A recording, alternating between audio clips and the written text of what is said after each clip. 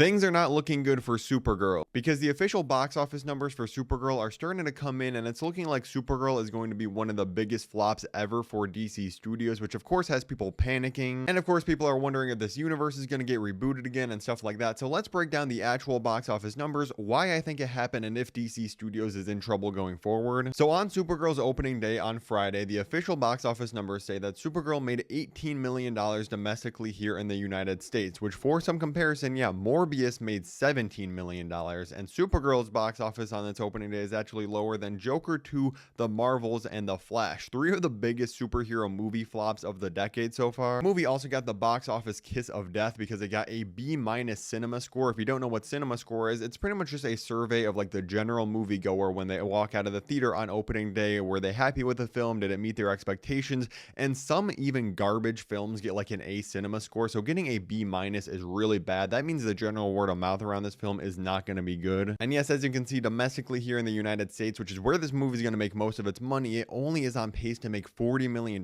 in its opening weekend. Projections from just like a month ago had this thing going as high as like $70 to $80 million. And as I said on Twitter, the teaser poster that James Gunn posted out had 400,000 likes on Twitter alone. It had millions on Instagram and stuff.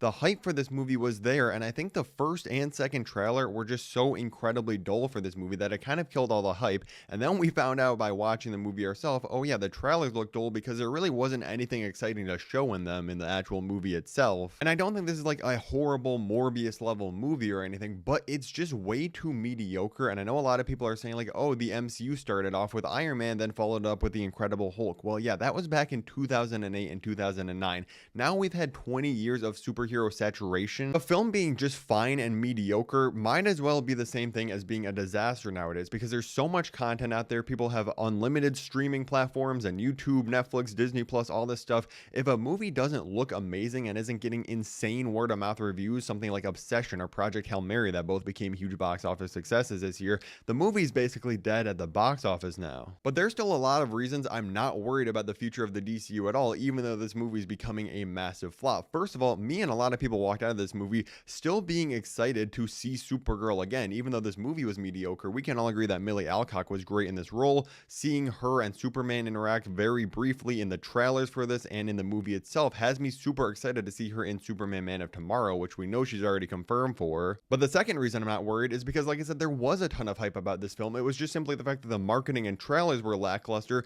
and now we found out that the movie itself is very mediocre and disappointing. But I truly believe if this movie was great, it would have had that $70 million opening weekend. It was all the word of mouth that tanked the box office. Now, with that being said, let's not act like it's super easy to just deliver only great superhero movies, because we know the writer of this movie is still confirmed to be working on the Wonder Woman and Teen Titans script, and I think those two films are more important to the future of the DCU than this film was. And I am concerned because, in my opinion, the script for this movie is very weak. Now, it also falls on Craig Gillespie, the director. I don't think he meshed with the source material or the script well at all, but the script definitely has tons of flaws, and it was being adapted based off of the Woman of Tomorrow comic, which was amazing, and somehow just made it worse. So like they couldn't even follow the blueprint right. And who knows, maybe the script was incredible and they just edited this film down. A lot of people are saying that's probably what happened. They think there was a longer cut of this movie and it kind of got butchered in the editing room. But whatever the case is, I think James Gunn needs to kind of take control and hire heavy hitter writers and directors for these future projects. You can't just bring in someone that's never had a full-length film before